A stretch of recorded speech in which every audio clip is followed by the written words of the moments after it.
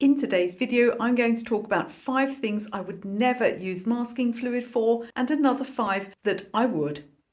Masking fluid in watercolor painting is so polarizing. Some people absolutely love it. They use it all the time. Sometimes I think a little bit too often. And often people hate masking fluid. They don't like it. It tears their paper. It ruins everything they do. Now the truth is somewhere in between. Masking fluid is just a tool. It's very useful for certain things and not at all useful for others. In today's video, I'm going to go through 5 things that I would absolutely never use masking fluid for. I just don't think it gives a good result for these particular circumstances, but I'm going to give you alternatives. I'm also going to talk about the 5 times when I absolutely would choose to use masking fluid. So let's get started so that we can learn to use this lovely tool a little bit more effectively. So the first thing I wouldn't use masking fluid for is for things like leaf veins and tree branches. I'm going to show you a few examples. So I've got some masking fluid here. Now, if you need to know more about masking fluid or the sort of tools you can apply it with, then I'll link some other videos in the description of this one. So what I'm going to do here is apply my masking fluid to dry paint, and then we will paint over the top once this is dry. We'll see how that goes, and I'll show you a better method over here later on. So the masking fluid is dry. That will take, up to 10 minutes depending on how warm your room is. And what I'm doing now is taking a darker colour over the top. Now the idea is that we won't just reveal white paper, we'll reveal this light yellow-green colour. So we'll have a dark leaf with a light vein in the centre. Now sometimes masking fluid can lift a little bit of dry paint, and that's not the end of the world. That's not why I don't recommend masking fluid for this particular task. It's just because the shape tends to look unnatural. Let's let this dry and see how it comes out. So now this is dry, let's remove the masking fluid. I'm actually going to use an eraser too, because that lifts some of the pencil out. You can see the line we're left with just doesn't look very natural. So how would I do this? Instead, I'm going to simply paint round. Now, if this were a dark line on a light leaf, I would have lots of other options. It's a little bit trickier with pale ones. I'm going to go all the way from one side round to the other, following that pencil line on one side. Now, you may not do this perfectly. You may indeed end up covering up part of the line or lines if you've got multiple veins, but it's still going to look a lot more natural than this clumpy line here.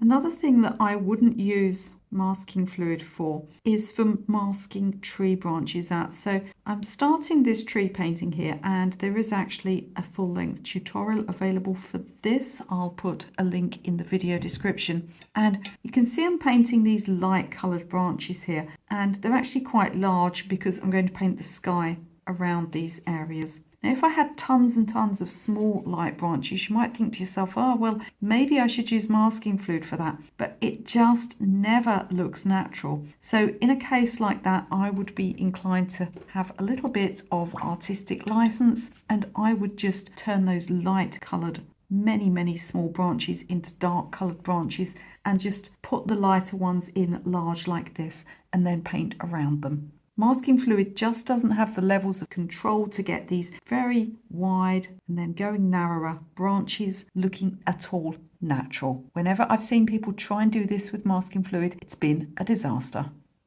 Now, although I have used masking fluid for water on occasions, particularly water droplets and splatters and things like fountains, what I would never use masking fluid for is for getting waves and swirls in water. So we'll draw a few little waves here. Perhaps they're on the surface of something, or maybe we've got some pooled water.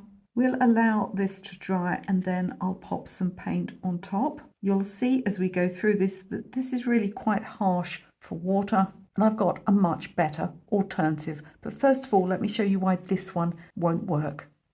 So all I'm going to do now this area is dry is pop some paint across the top. Maybe these waves are coming in towards the beach. Get a bit of colour variation in, and we'll allow this area to dry.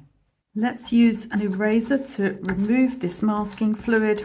You can use fingers too. It's always better to use circles rather than to pull upwards, which can tear your paper. Now, admittedly, this is a very pretty result, but it doesn't look very realistic. It might be nice for fantasy art or children's book illustrations, but it's not a very realistic result. I prefer to use candle wax instead. Now, what you're going to do is take some household candle and just rub it along the paper. And what will happen is it will catch the bumps on the top of the paper and leave little gaps. This is going to look a lot more realistic. Now, it's impossible to see it, which means you're going to have to practice a little bit before you do it on your best painting. And once we paint on top, we'll start to reveal what's underneath. I think you'll agree it's much more realistic than the one above. Now let's talk about clouds. You do get clouds with crisp, sharp edges, but even those always have some soft edges too. So something that I would not use masking fluid for is for making clouds. And again, once we've done this one, I'll give you a better option for making soft, fluffy clouds. So let's just pop a little bit of blue around our cloud and allow it to dry. So not only is this going to look quite unnatural, but because we've spread over a large area, there's also a risk of paper tearing. And whether or not that happens can often depend on the quality of your paper, the brand of masking fluid, the humidity in the room. There's so many things that can affect it. So what if we want a crisp edged cloud that looks a lot more natural? I'll show you how to do that next. So I wanted a crisp edged cloud, but I've used masking fluid and it's not looking very natural. So what would I do instead? I'm going to draw a cloud shape to start with. Next, I'm going to paint clean water into this cloud. I'm going to make the whole area wet, but without leaving large puddles. Now I'm going to go ahead and paint around the cloud. What will happen is that in places, as you can see, I'll probably accidentally touch the water. What this will do is it'll just add softness to my crisp edged cloud in places, which is going to give it a much more natural appearance. So let's talk about water reflections. I've got a pale coloured tree here and I will put some colour around it in a moment, but I want to get the reflection in the water so, we can think about using masking fluid. Now, when you make water reflections too sharp, however that is done, it will make the water look like another object. So water reflections shouldn't really be too sharp and they should never be outlined either. So I'm going to pop this tree in masking fluid and I'll show you how it looks a little bit too sharp to be a water reflection.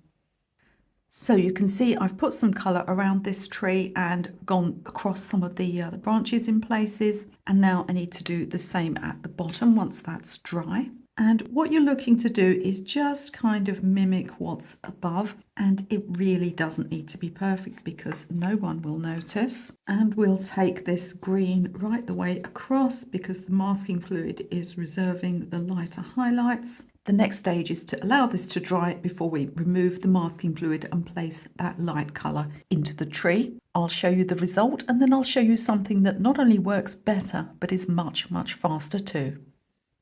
So I've removed my masking fluid and all that's left now is to go in with my pale tree colour. But you can see there's lots of things wrong with this. It's far too sharp edged for a water reflection. And also the greens aren't naturally going to overlap. So let me show you a better way of doing this.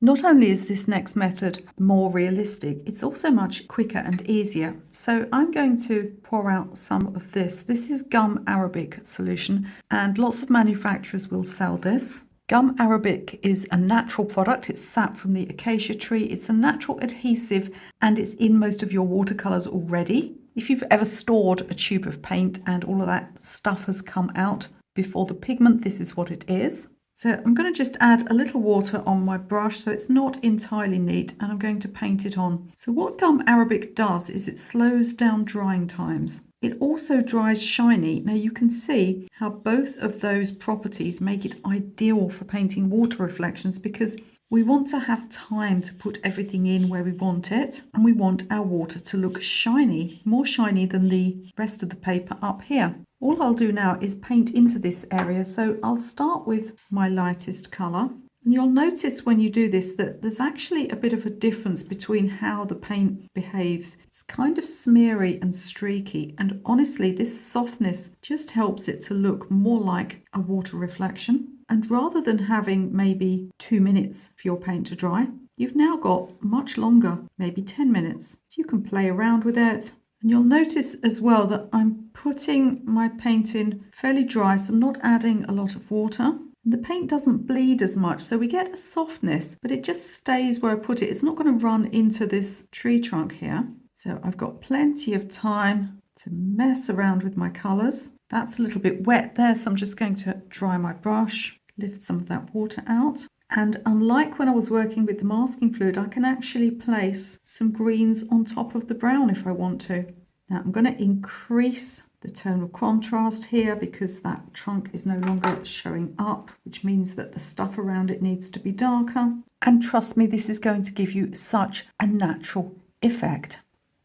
Now, years ago, I made a video about the biggest masking fluid mistakes, and I'll link that down in the description if you'd like to watch that. By far the biggest mistake that I see beginners make is just applying it to far too large of an area. Masking fluid was never designed to block out large areas, and if you choose to do this, there is a very strong risk that some of your paper will tear as you are removing the fluid. Now, I honestly don't know what's going to happen when I remove this masking tape. This is quite a good paper, so I may well get away with this without any tearing, or there might be a little bit of tearing. It's certainly not doing this surface much good. The other problem is that because we have all of these bits of paint sitting on top that have dried, there's always a chance that this will smudge across onto the rest of your work. Masking fluid just wasn't designed for this. If you are enjoying today's video, please do give it a like for me. Just click that thumbs up. It really helps the algorithm to recommend it to more people. And if you're struggling with your own artwork and you'd like a little bit more help than I can give you here on YouTube, don't forget I have a full raft of 5-star rated reviewed online courses. You can do everything from beginner's drawing, beginner's watercolor, right up to courses dedicated to landscape painting, flower painting, watercolor pencils, and more. I've even got some free courses you can take. You'll find all the details in the description of today's video. Now, the shinier and more reflective a surface is, the harder edged the highlights are, which means that if you're painting glass, and I've drawn a little tumbler here, if you're painting glass, then actually masking fluid works fabulously well. You can sketch in the areas that you want to highlight or just do it by eye, and then what we're going to do is apply to those areas and then allow to dry. So as well as the light highlights, we'll need some dark highlights too, but I'm just going to start out by going in with some sort of light greys and a little bit of blue as well. Most clear glass will appear grey or green. The recycled ones tend to be a little bit greener. So in this first layer, we'll keep things quite light and bright. I'm going to use a damp brush just to lift out a little more lightness in the middle, and we'll let that first layer dry. Now, if you study your glass object carefully, what you'll find is that there will be some areas of strong darks just in small places. And if you can get these kind of near to where the masking fluid is, that's going to help. Of course, I'm just making this one up, but if you're observing from real life or a photograph, it'll be even easier for you. You want to keep the overall look light, and don't be afraid to go very dark indeed in very small areas, because this is what's going to make your glass look shiny. Once this is dry, we can take an eraser, get our reserved highlights. Remember, you can always go in with a little more dark if you want to, or if there's any areas that aren't showing. But remember, not all parts of a glass need to show in order for it to look like glass. Now, although I would never use masking fluid to make marks on petals or leaves, what I do use it for sometimes is for flower stamens. These are usually quite chunky and quite hard edged. By putting these in first, it enables us to really paint the flower quite freely without having to go around those center areas. I'm now free to paint my flower, and I'm going to go in with clean water at the edges here, because what I want to do is get the idea of colour in the middle that softly bleeds out, and I'll go as dark as possible in this centre part so that we have some nice white stamens left. I'll paint the rest of the flower before allowing it to dry. Now we'll remove our masking fluid. I think this eraser I've got here is now 30% paint, 30% masking fluid, and very little eraser. It does just keep the oil in your hands off of the paper though, so I do prefer it to using my fingers most of the time. Now, because stamens like these are typically much thicker than things like leaf veins, it actually works very well for these. And we can then go in and add any colours that we like. Now, there's one exception that I use to my never painting water with masking fluid, and that is splattering. If you have an area where you have sprayed water, sometimes a little splattering can work, but this can be used for far more than water. You can build up texture in any area. You can layer on top of other colours, layer with paint splattering too, and you'll end up with a beautiful multi-textured surface. It's perfect for beaches and pathways. I'll show it very simply here, just on white paper. Let's allow this to dry before applying some paint. So let's take some dark colour across this area. We'll have a bit of blue as well, so you can imagine how it might look if we were doing something like sea spray. And just for fun, let's have some red too before we allow it to dry. So let's reveal our results. Beautiful, subtle little speckles. I'm sure you can think of a million uses for these. So just like glass, eyes are shiny, and masking fluid works in the most lovely way to get eye highlights. Now, this could be a human eye like the one I've drawn quickly here, or it could be an animal eye. So what we can do is put a little highlight in the area that's going to be black in the center of the eye, and we'll let it dry first. Now my highlight is dry. I can take a very small brush and paint my black circle across the whole area. Now we'll allow this to dry. Once everything's dry, we need to remove our masking fluid, and this time I'm going to just use the tip of a scalpel blade just to lift up, because dark colours can smudge even when dry. So rather than rub my fingers all the way across, I'll use the blade to lift up. So I can pull the rest off with my fingernail, and you see how our eye instantly has some shine. Have you ever had an area with a load of green foliage and then perhaps some tiny flowers in, particularly things like daisies? It would be impossible to paint around all of these flowers. Now, they might be white flowers, so we just want to preserve the white with the paper. Maybe they're even pale pink or purple. You can't layer purple over the top of green. You'll end up with some sludgy colour. So we want to preserve the white paper, either for white flowers or just to pop in some yellow, red or purple ones later on. And masking fluid is the best way of doing this. So we're going to make our flower shapes first, and then we can paint on top once it's dry.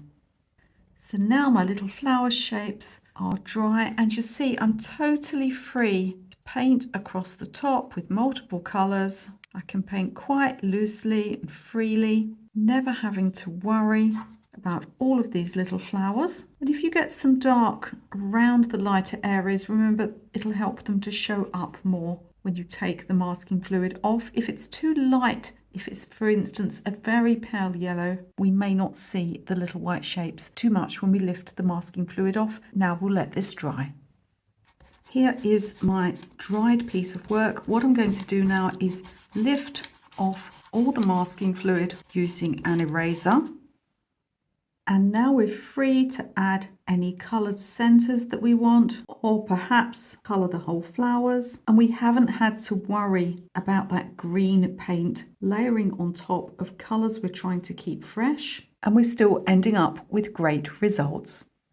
So do let me know in the comments what you think about masking fluid, and if this video has maybe helped you to re-evaluate a few things. Don't forget, before you leave, to have a look in the video description. There's all sorts of free stuff down there for you. There's some free downloadable PDFs. There's even some free courses that you can take. I'm going to put up another useful masking fluid video for you to watch right now.